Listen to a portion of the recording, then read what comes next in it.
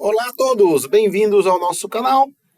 E hoje, depois de um bom tempo sem colocar vídeos novos, vou colocar um vídeo que o pessoal pede, seja nas minhas redes sociais ou em grupos de WhatsApp, para falar um pouco sobre como é o dia a dia de um docente de ensino superior aqui nos Estados Unidos. Então, eu atualmente trabalho na Concordia College, em Moorhead, Minnesota, e eu vou relatar aí um pouco do meu dia a dia e um pouco aí das diferenças entre a carreira, entre o dia a dia docente aqui e no Brasil.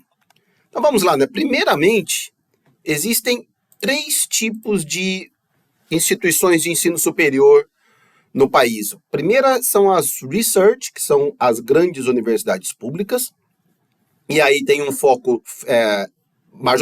majoritariamente em pesquisa, ocupando aí cerca de 60% do tempo, 20% do tempo de ensino e 20% do que eles chamam aqui de service, que é mais ou menos a nossa extensão no Brasil, mas esse service pode ser um service interno também, não só uma extensão externa. Então ele vai um pouco além aí do que seria a nossa extensão.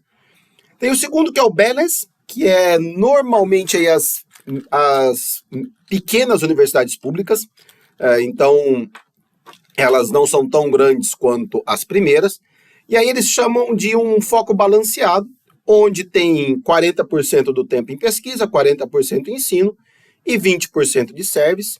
E só lembrando aqui, nesse primeiro research, também entram as grandes privadas, tipo Harvard, MIT, etc., também entram nesse campo. E a terceira, que são faculdades pequenas, que como a que eu dou aula, a Concordia College, ou outras Liberal Arts College, como a gente chama por aqui, que elas são chamadas de teaching, onde o foco é ensino. E aí o tempo de trabalho são 60% de carga de ensino, 20% de pesquisa e 20% de serviço. Então, o que eu vou relatar aqui é muito mais a minha experiência, então tem muito a ver com esse modelo de teaching.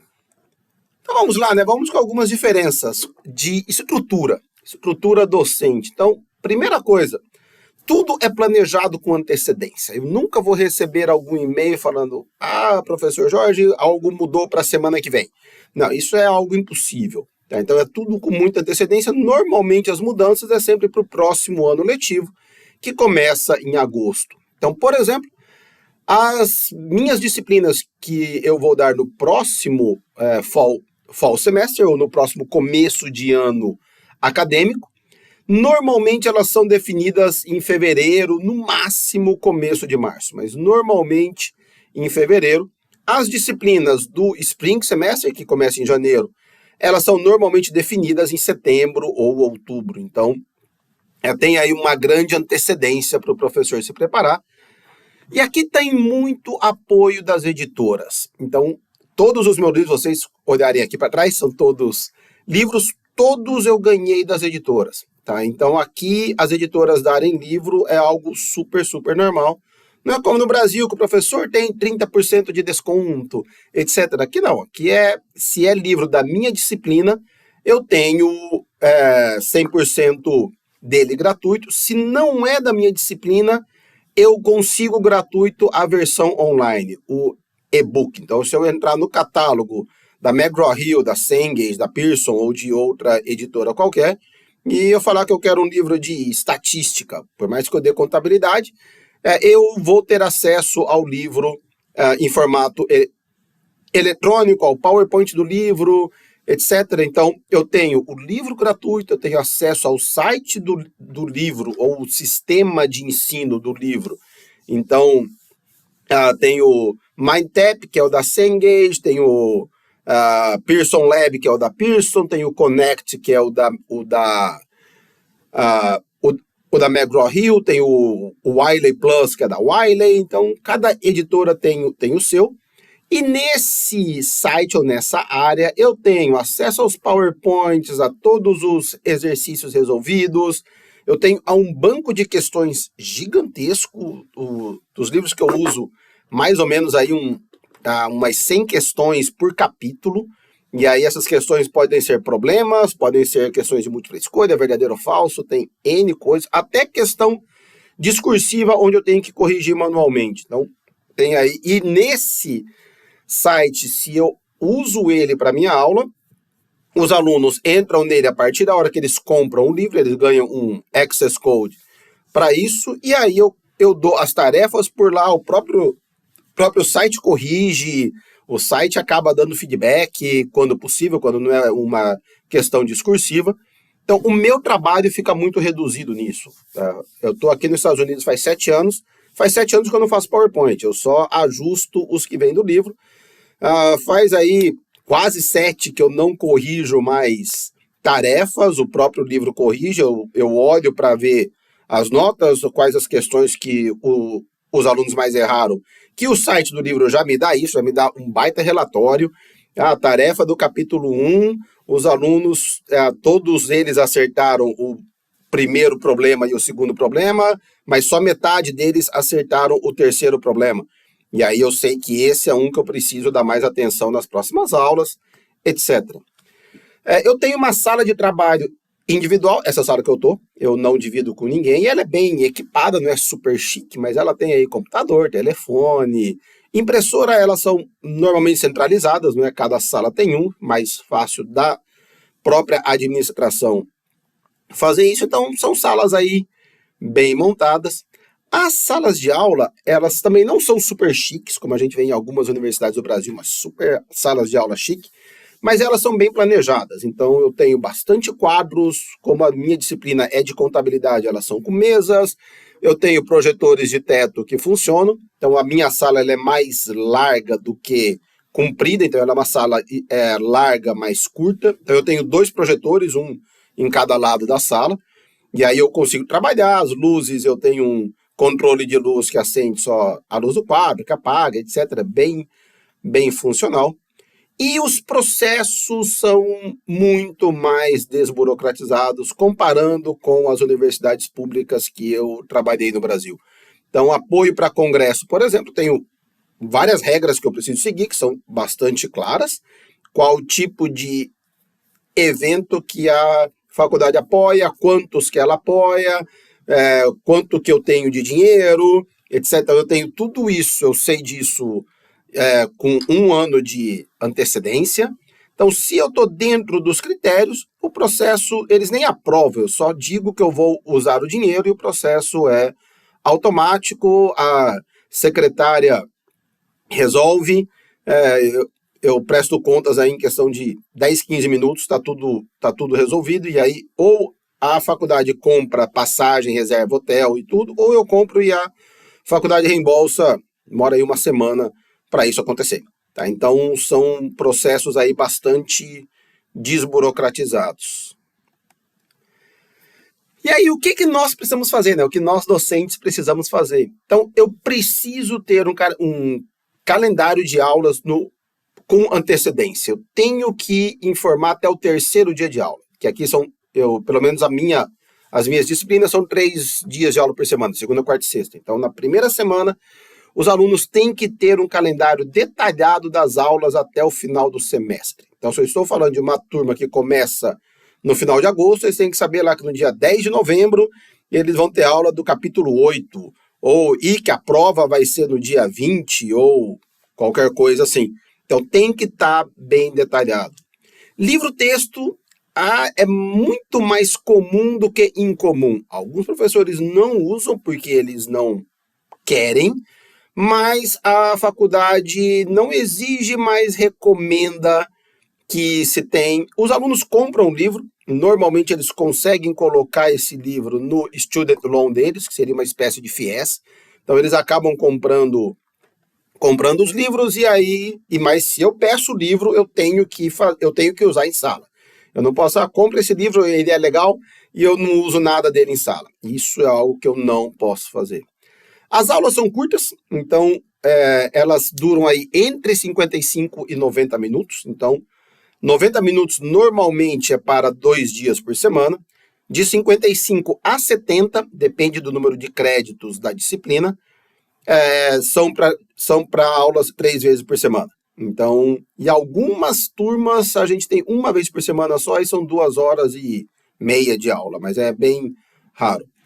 E aí, como a aula é curta, a aula precisa começar no horário. Então, eu tenho que chegar entre 5 a 10 minutos antes na minha sala para preparar a sala, porque os alunos chegarão no horário, mas eles também não têm aquela, vamos ficar mais 5 minutinhos hoje, etc. Não tem. Isso é você arrumar encrenca com a turma, porque se eles chegam na hora, eles também querem sair na hora.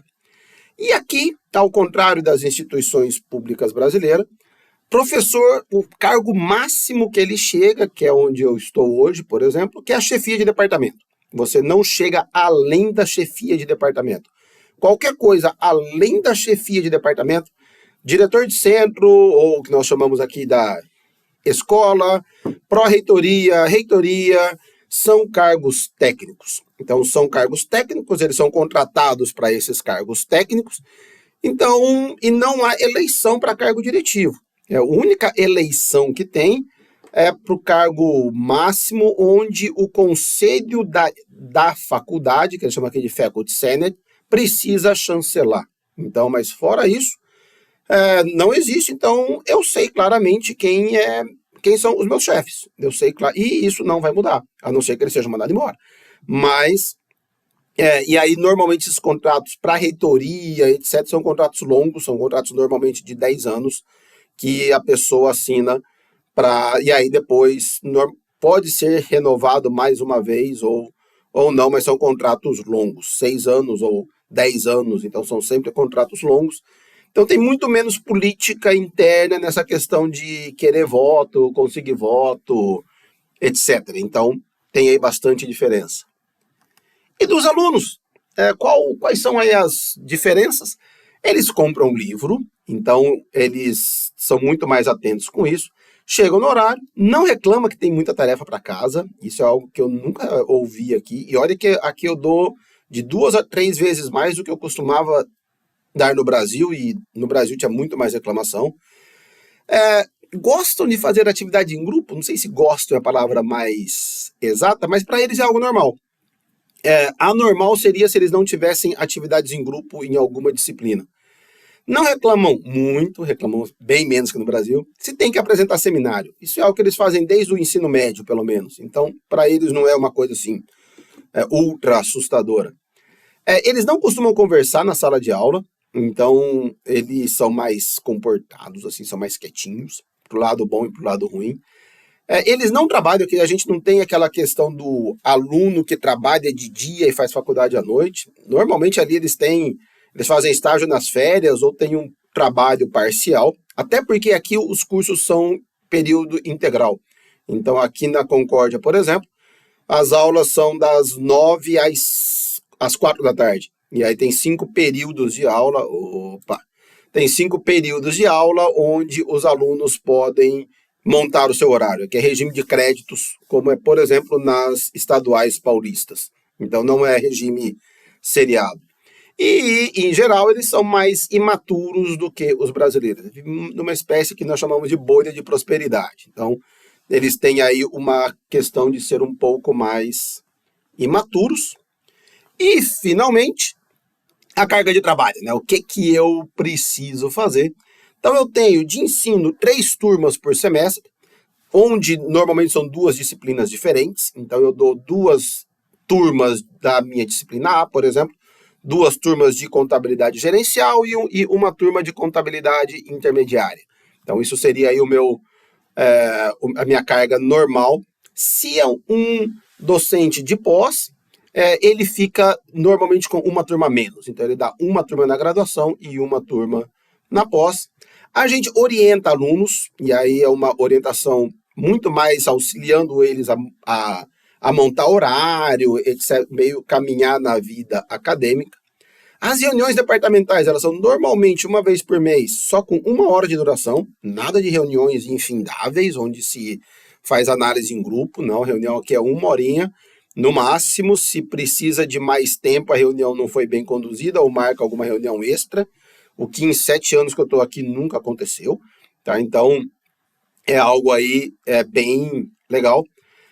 A gente precisa participar de um comitê da faculdade a cada 6 anos, aí com um mandato de 2 anos. Então, comitê de ensino de pós-graduação, comitê de políticas acadêmicas, comitê de orçamento, comitê de relações com a comunidade. Temos aí, acho que uns 15 comitês aqui dentro. E nesses comitês, as reuniões ou elas são semanais, não muito comum, ou quinzenais, o que é mais comum, com 1 hora de duração também. Todas as reuniões aqui é uma horinha apenas. Eventos, aqui, e aí esses amarelos é uma realidade de uma instituição pequena, eu posso participar de um evento por ano. De preferência, não obrigatoriamente, com apresentação de artigos. Se eu quero participar de 2 eventos no mesmo ano acadêmico, aí eu preciso de uma autorização superior. Eu não tenho isso automático. Eu preciso de 2 artigos em periódicos relevantes, normalmente que seria, no Brasil, aí um Qualis A1 ou Qualis A2, a cada 6 anos. Então, normalmente, um a cada 3 anos.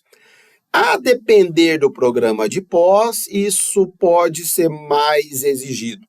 Então, esses 2 artigos é para quem dá aula puramente na graduação. E o que mais que eu faço? O que mais eu tiver afim, a faculdade achar legal. Então, assim, eu posso, por exemplo, eu estou fazendo esse vídeo no meu horário de trabalho. Eu estou oficialmente trabalhando. Então, por exemplo, eu gravo os meus vídeos, tanto nesse canal quanto no meu canal americano. Durante o meu expediente, eu relato isso como uma atividade de extensão no meu relatório anual. Então, eu pedi permissão para a alta direção para eu poder gravar os vídeos, eles deram autorização, acharam super legal. Então, eu posso considerar isso como um trabalho de extensão. Tá? Então, tenho bem mais flexibilidade por aqui. É isso, pessoal, um resumão. Se vocês tiverem mais dúvidas ou quiserem mais informações, é só entrar em contato ou por aqui ou pelo meu e-mail. Eu ficarei aí extremamente prazeroso de poder ajudá-los. Ok? Um grande abraço e fiquem com Deus.